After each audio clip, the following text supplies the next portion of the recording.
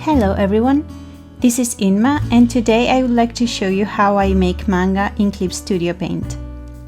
So the first thing I do is to create a new file here, and when this window pops up I select this option, Show All Comic Settings. Now I go to Preset and I choose this one, A5 monochrome, because this is usually the size that I print in. The units I like to set at centimeter because it's easier. Okay, so now you see here we have some measures. This one here is the size that it's going to get printed, which is, this is the size of A5. This here is the bleeding. This is how much is going to be cut by the printing company, but which you should still draw on it, so that there is no white frame around your drawing. So yeah, this is going to add 5 centimeters to each size. So in the end this is going to be 15, 80, and this is going to be 22. This here is the inner frame. This is where the important stuff goes and where you put the panels. We will see this later. And this here is the size of the actual file, which is bigger. As you see here, there's a white margin around, and I don't like this. I like to have my canvas size exactly as big as my actual page. So what I need to do here is to check how much the final size is, how much the final page is, and plus the bleeding. So in this case I'm gonna make this 1580 and I'm gonna make this 22. See, now it fits. Okay, what else do we have here? Here we can choose to make multiple pages. If we are making a story, this is the usual thing that we are going to do. We can choose for the pages to be combined by default, but I prefer to have them split. You can combine them later if you want. This is where the binding point is, to the left or to the right. I don't really care much about this, though I leave it to the right because I make it Japanese style. Here you can choose the story name. You can have the number of pages appearing, but I don't like this because I don't put the final file into Clip Studio Paint. I make it on another software. So okay, so let's start with this. I click OK.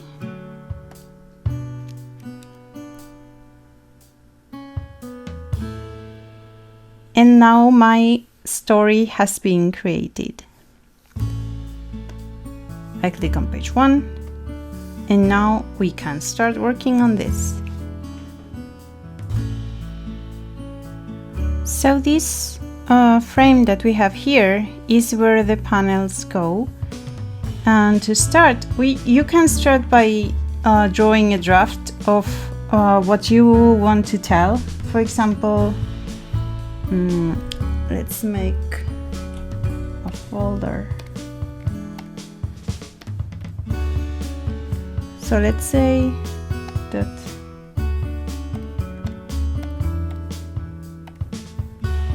that I want to make a panel here and another one here like this.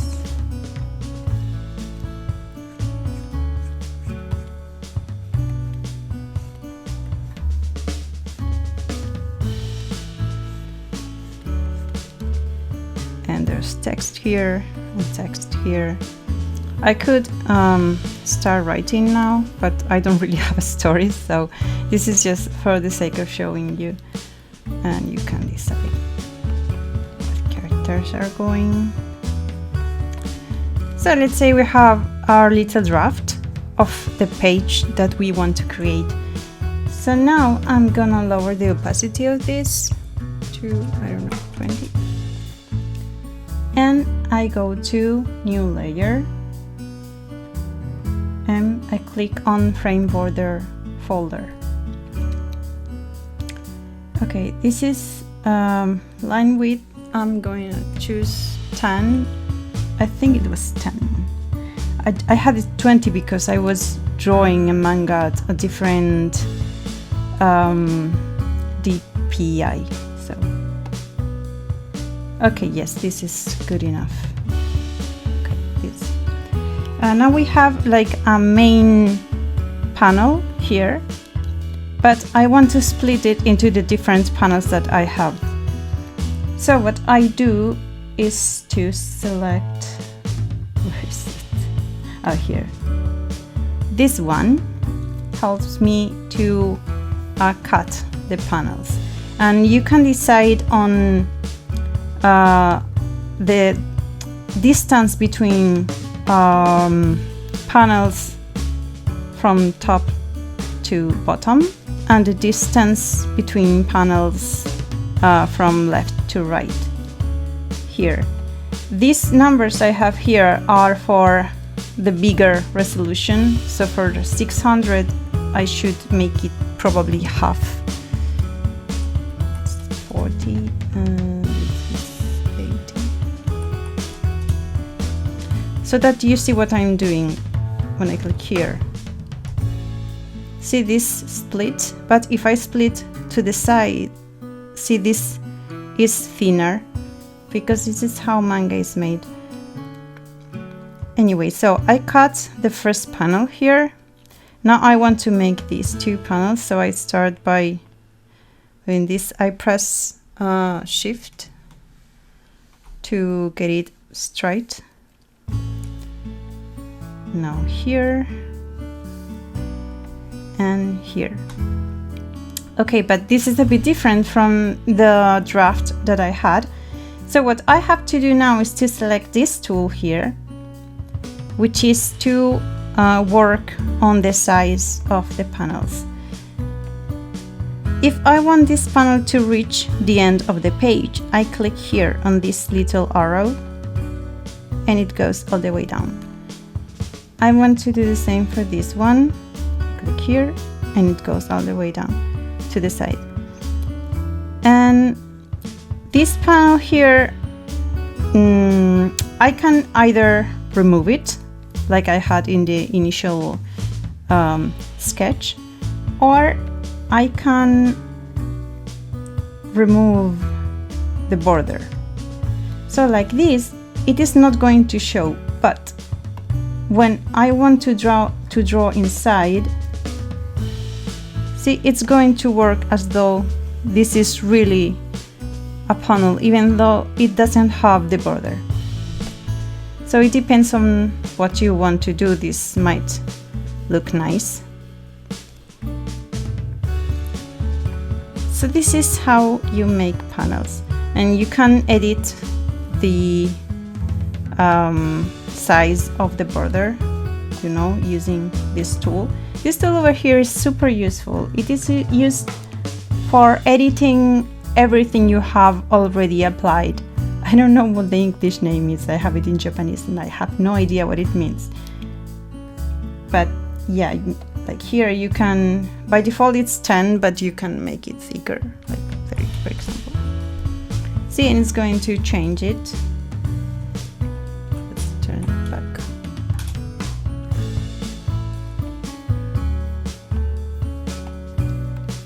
So yes, this is how you make panels in Clip Studio Paint. And now you can add the text. By default, when I write on a panel, for example here, hello, it is going to appear inside this folder. See here. So I move it here. And now I have different options to make the balloon. You can make it with the typical tools from Clip Studio Paint, or you can draw it yourself. This here is a bit thicker than I want, so you can select it here to make it thinner. For example, next time I want to make it 8. But to edit this one, I need to choose this tool again, and I can edit it here. So you see, this is super useful tool. Okay, so I did this, and you can make the sippo, what is it called, the tail, but I prefer to draw it with this.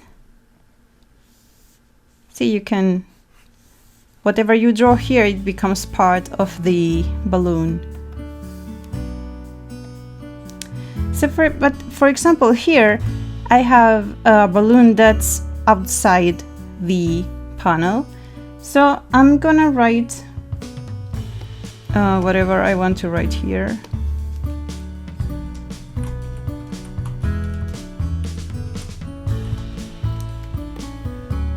Okay, now these appeared here, but I want to move it all the way up and on top of this panel. Now I'm gonna draw the where is it? I'm gonna draw the balloon myself.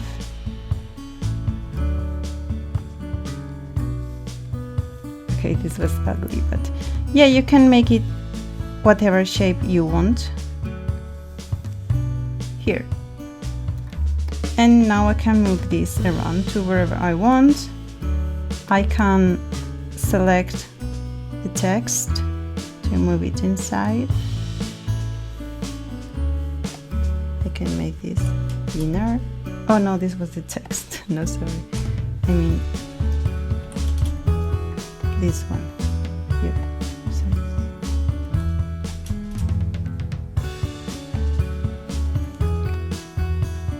Okay, so whenever I want a balloon to appear outside the frame, I put it on top.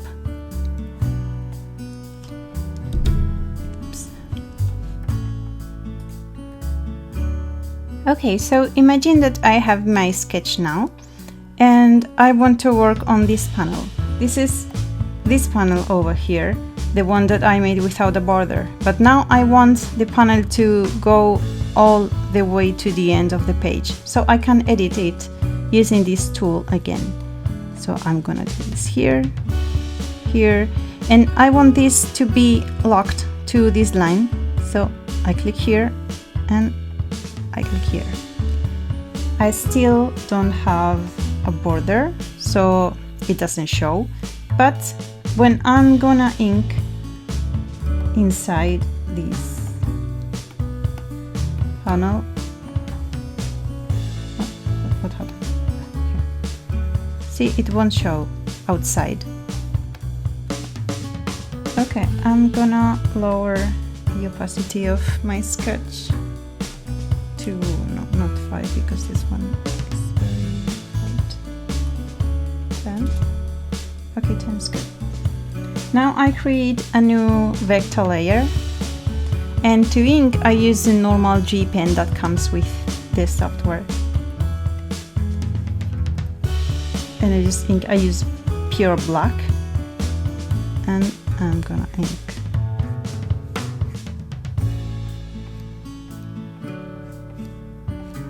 There are some more tools that you can use to ink depending on your style, but for me G pen is okay. You can also use Maru pen, or the type of Maru pen that you can download from assets, this one. But yeah, I prefer G pen. And when I'm inking, I don't like very clean lines like this. I prefer to make them more like with tons of little lines for different parts of the drawing. When I need to erase, I use this eraser here for vector. There. It removes the whole line up to a certain crossing point.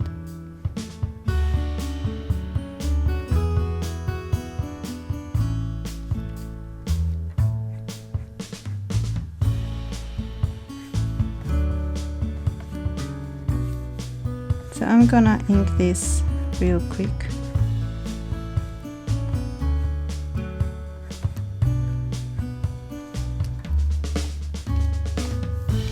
Okay, I'm gonna speed up the inking.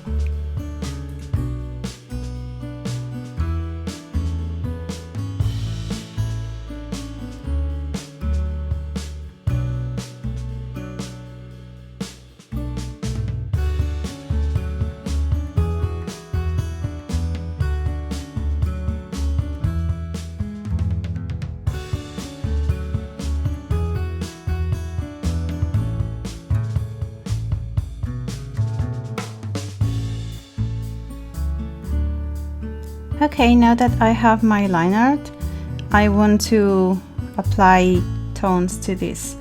For that, I hide the sketch here.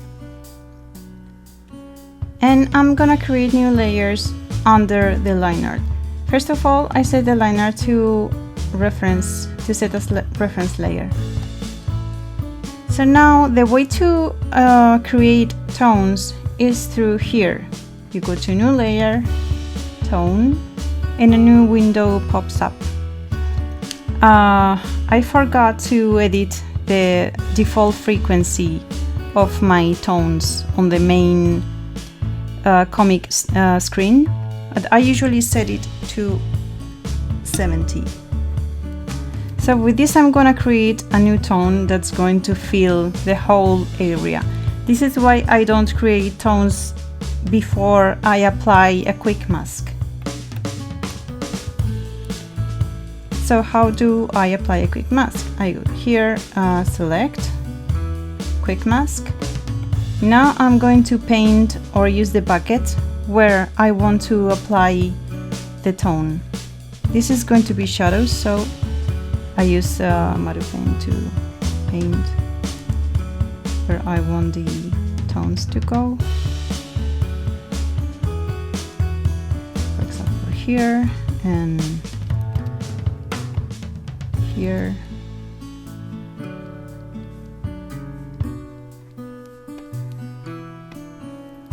And here. Yeah, that's it. Now I click quick mask again and it creates a selection. Now I go to new layer, tone. I change this to 70. And now I have, this is the basic tone I use for shading skin and such, which is 20 of density. You can edit your tone here on the layer property menu. I have it on top, but sometimes it appears here as a new tab, or otherwise you can activate it here somewhere. Here. You can activate or deactivate it here. So this is used so that you can edit your tones from here. For example, if I want to make it lighter, I'm gonna make it 10 and it becomes lighter. Now that I have a layer mask here, the tone actually goes all the way to the page, but you can only see what the layer mask allows you to see. But you can paint more, like if I want to add shadows here, for example, or I want to remove them.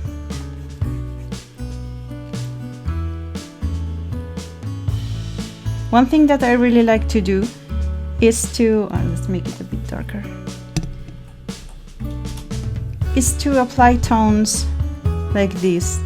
It creates a fluffy effect when you apply tones to the border of the line art. But of course, this is not to be used on just any panel, but special ones where you want the drawing to be especially fluffy. Then you can add a new layer on top of the liner and apply these little sparkles, and it looks nice. So anyway, I can edit the shape of this tone here. For example, it appears as circles, but I can make it lines if I want to shade with lines, or I can make it noise. Noise has a very bad pre-visualization. How do you say that? Like, it doesn't look good when you apply it. It only looks good when you rasterize it. Here it looks a bit better. And usually I like to make this 10.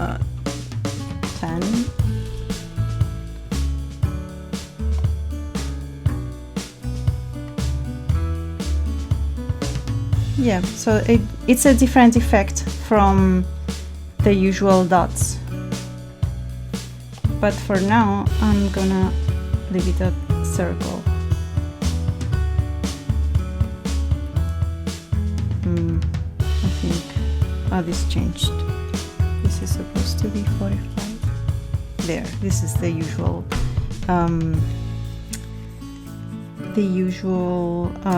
tone. So we can either do this, or we can apply a gradation. From the gradations that you have here, you have to choose the one for Manga.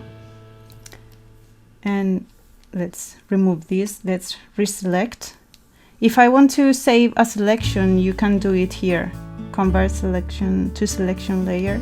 So now I only have to double click and I can reselect this again. So by default, it goes from black to blank color, nothingness. So let's apply this, for example, like this way. It's really black, but we can edit it now using the infamous tool that I told you before. Here you can move how long the gradation is. You can also reverse it if you want, and you can move these so that the gradation is shorter here, and you can also make it lighter here. See, now it is a normal gradation, more normal for the skin tone and such. The only problem with this gray color is that it actually has some white parts to make it lighter. So you have to make sure that this kind of gradation is under the liner, because otherwise, see, it's on the borders. That's why I always put this kind of gradation at the lowest part in the layer menu. Okay, so imagine that we have this one, the previous one, and I decide that I would rather make a gradation for this one, and I don't want to remake the whole thing.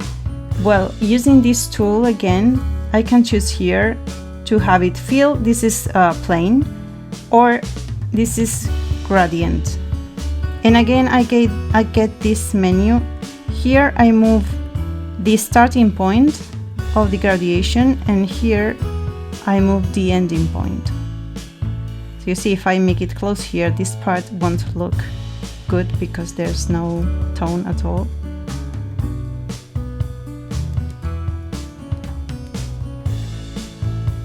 So yes, you can see with this tool you can edit your tones and everything super easily, and it is very useful. So now I'm gonna work on the jacket. I'm gonna show you what I usually do for this kind of clothes. First, I deselect, I create a new quick mask, and I'm gonna,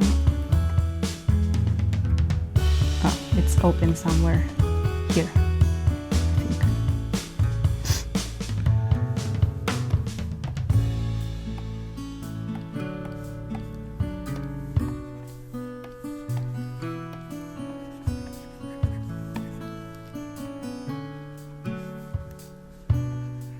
Sometimes I like to have the tones a bit outside the area that I want to fill, because it gives a nice effect, like some sort of shadow. Again, it also depends on what you want to do and what you have in mind. Okay, so I cancel the quick mask.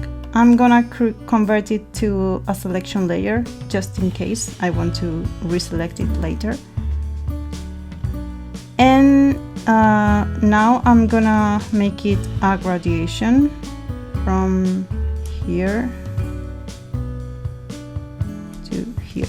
Okay, but I want to have it as a texture, so I'm gonna make it noise, and my size, I'm gonna make it 10. And now it looks really bad, but if I rasterize it, it will look better. See? Okay. And now I want to add some shading to this tone here. So what I do is to click here to hide the tone so that I can see better. And I create a new layer. And I'm gonna paint in black the parts that I want to have new shades. Oops.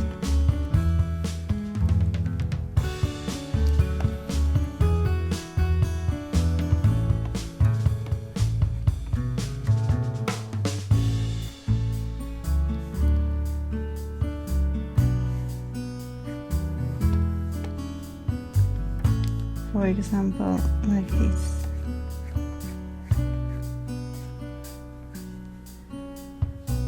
Now I enable this again, and I could leave it like this, but what I like to do is to have my shadows textured.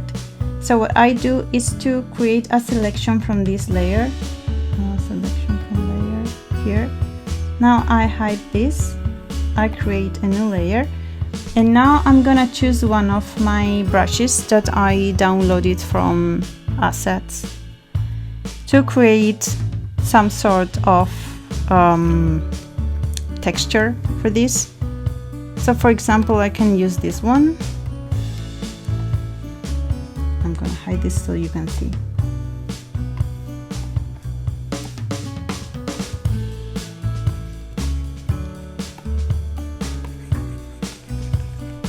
So this is great for this kind of texture.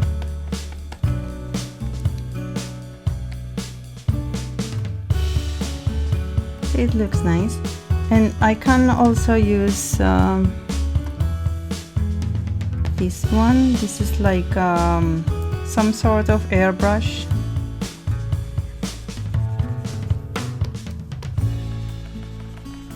So yes, just be creative with the way that you apply shadows. You can use many tools, or you can even use more tones. For example, I could create a new tone layer here and make these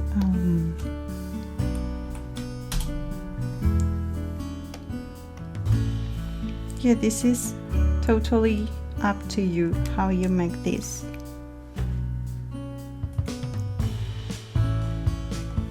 Now I want to give my panel a background, like a simple one. So I'm gonna go to, this is where I keep my tones. I separated everything so that it's easier to find. This is for color illustrations and this is for manga. I want to give it sky, for example, so I go to backgrounds, nature, and here I have a bunch of stuff that I downloaded from assets. Let's pick one, for example, this. I'm gonna drag this here. And what happened? Okay, yes. I have to make this gray. Yes, when you have a tone that looks really bad, it's because it's monochrome and it only gets black and white. But if you make it gray, then it will turn into tones. Here, okay, now it's tones. We make it 70. So I apply it here and I check the gray part and it becomes tones. Now where was I? Yes, I want to make the sky like here, for example. See, the sky won't go outside the panel, so when I see the whole page, it's nice to have this like a frame. So, but now, as you can see, it is on top of my character. You can create a new layer mask here to remove the parts that you want to hide. I choose a big brush so that it's easier to remove.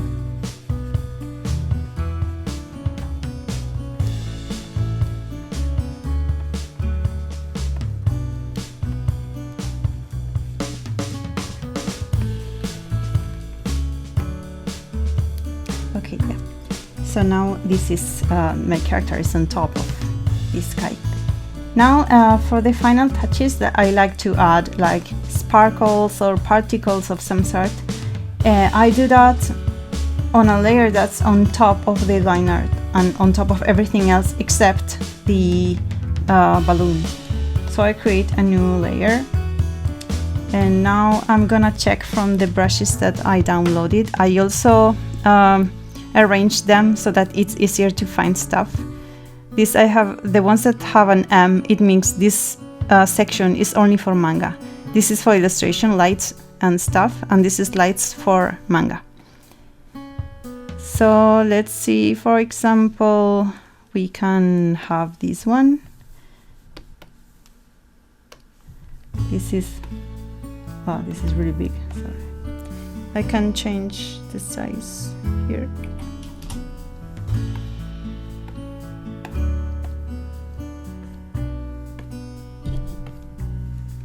So you can add some particles around, like this one I like quite a lot, but it's big. I choose black so that I get the borders.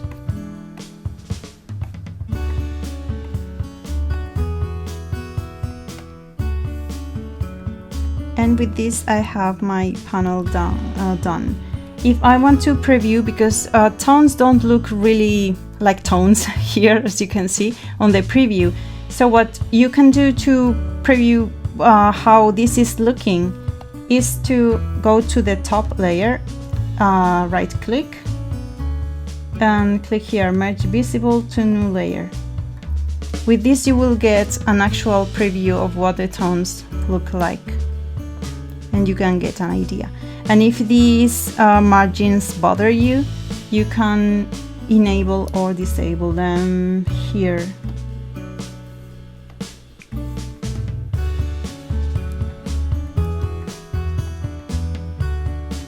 So imagine that we had our page finished and I wanted to export it.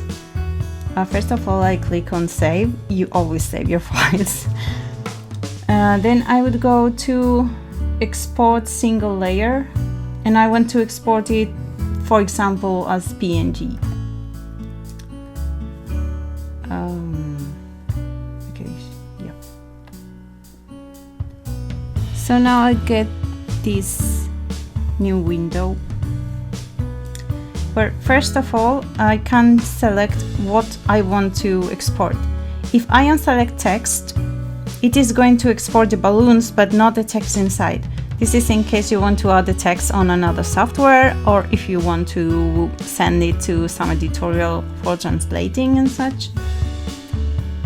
You can export the whole page, or inside crop mark, or to offset. This part is the same in my case because I make the size exactly as it should be.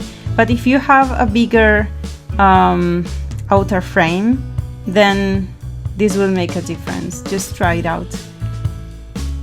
This is in case you want to rescale it, but I don't want to rescale this. So I make it 100%. And this is for scaling. I'm not scaling, so it doesn't matter, but in any case I choose for comic and I click OK. Then I get this window as a preview.